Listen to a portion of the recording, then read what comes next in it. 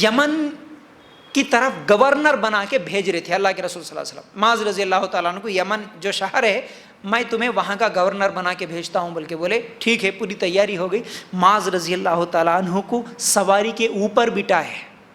اونٹ تھا یا گھوڑا تھا، جو بھی سواری تھی اس زمانے میں، سواری کے اوپر معاذ رضی اللہ تعالیٰ عنہ کو بٹھائے. پھر اس سواری کی نکیل جو رسی ہوتی ہے، وہ رسی اللہ کے رسول اپنے ہاتھ میں پکڑ کے چل رہے تھے. اللہ اکبر. اللہ کے رسول ہمارے نبی محمد رسول اللہ صلی اللہ علیہ وسلم انبیاء کے سردار ہے، پورے کائنات کے امام ہے. نبی پیدل چل رہا ہے، کسی کی سواری کی رسی نکیل ہاتھ میں پکڑ کے صحابی کو سواری کے اوپر بٹھایا ہوا ہے. معاذ رضی اللہ تعالیٰ عنہ کہتے ہیں اللہ کے رسول معاف کیجئے، آپ ایسا تو نہ کیجئے.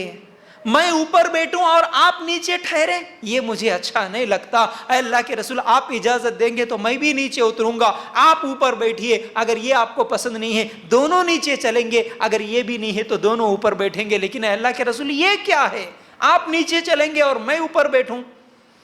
اللہ کے رسول صلی اللہ علیہ وسلم نے کہا نہیں معاذ، بالکل تم اوپر ہی بیٹھو گے اور میں تمہاری سواری کا نکیل پکڑ کر چلوں گا. مدینے کے گلیوں میں اللہ کے رسول صلی اللہ علیہ وسلم اس سواری کی نکیل پکڑ کر چل رہے ہیں. معاذ رضی اللہ تعالیٰ عنہ اوپر بیٹھے ہیں. چلتے چلتے چلتے مدینے کی گلیاں جیسے ہی حد پار کر دیے، بستی سے باہر آ گئے. اللہ کے رسول صلی اللہ علیہ وسلم کہتے ہیں اے معاذ یاد رکھنا، تم جس جگہ پر جا رہے ہو، یمن کو جا رہے ہیں نا، اب وہاں پر تم گورنر بنا کے میں تمہیں بھیج رہا ہوں، وہاں پر لوگوں کو ایک اللہ کی طرف بلانا.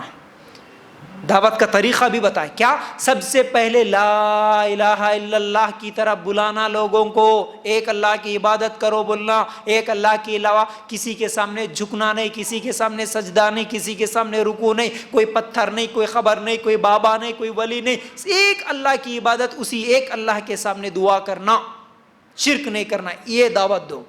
دوسری بات بولتے اللہ کے رسول صلی اللہ علیہ وسلم، اگر لوگ اس بات کو مان لیے تو محمد الرسول اللہ کی طرف دعوت دینا، یعنی محمد صلی اللہ علیہ وسلم اللہ کے رسول ہے، اس بات کی دعوت دینا.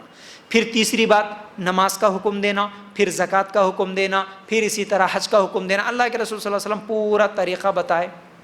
اس کے بعد اللہ کے رسول صلی اللہ علیہ وسلم کہتے ہیں اے معاذ اب تم جا رہے ہو لیکن اگلے سال تم جب آؤ گے تو شاید تم مجھے نہیں دیکھ سکتے، تمہارا گزر میری خبر سے ہو سکتا ہے. معاذ رضی اللہ تعالیٰ عنہ سے کہتے ہیں اگلا سال تک، مطلب اشارہ یہ تھا کہ اگلے سال تک میں زندہ نہیں رہوں گا. اے معاذ تم مجھے پھر دوبارہ ملاقات نہیں کر سکتے، تمہارا گزر میرے خبر سے ہو سکتا ہے. معاذ رضی اللہ تعالیٰ عنہ کی آنکھوں سے آنسو آ جاتے ہیں، روتے ہیں اے اللہ کے رسول آپ ایسی حالت میں مجھے چھوڑ رہے ہو، اتنے دن میں تمہاری صحبت میں تھا، تمہیں چھوڑ کے کہیں نہیں جاتا تھا. اللہ کے رسول آپ مجھے بھیج رہے ہو ایسی حالت میں کہ میں آئندہ سال آپ سے ملاقات نہیں کر سکوں گا. اللہ کے رسول نے کہا ہاں معاذ جانا ہے، تم کو جانا ہے، بہت بڑی ذمہ داری، بہت بڑا کام دے کے میں تمہیں بھیج رہا ہوں.